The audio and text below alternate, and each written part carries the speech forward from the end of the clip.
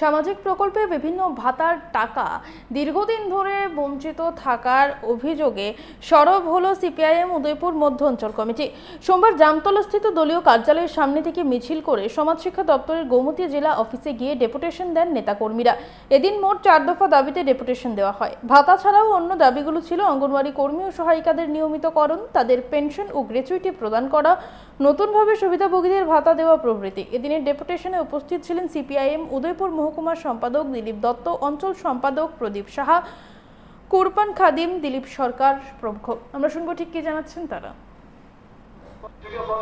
ভারতের মার্ক্সবাদী কমিউনিস্ট পার্টির উদয়পুর মধ্য অঞ্চল কমিটির আহ্বানে 4 দফা দাবিতে সমাজ কল্যাণ সমাজ শিক্ষা দপ্তরের কাছে আমরা ডেপুটেশনে মিলিত হলাম। আমরা মিছিল করে জামতলা থেকে মিছিল করে দপ্তরের সামনে এসেছি। আমাদের মুখ্য যে দাবি যে এই সময়ের মধ্যে বার্ষিক ভাতা, বিধবা ভাতা সহকারে যে ভাতাগুলি চলছে তা প্রতি মাসের প্রথম সপ্তাহের মধ্যে যাতে প্রদান করা হয়, এই বিষয়টাকে গুরুত্ব দেওয়া।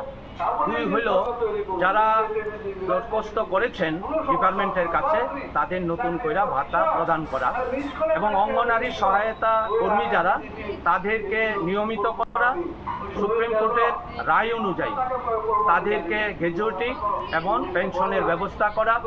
সেন্টারের মধ্যে অঙ্গনারী সেন্টারগুলির মধ্যে যে পুষ্টিকর খানা চলছে তার যে বিল নিয়ে দপ্তর এবং সেন্টারের মধ্যে তালবাহানা চলছে, এটাকে নিরসন করা। এই 4টা দাবিতে আমাদের মূলত আজকের প্রতিবাদ মিছিল, এবং আমরা বিক্ষোভ জানিয়ে আমরা ডিপার্টমেন্টের কাছে সেই বিষয়টা তুলে ধরলাম।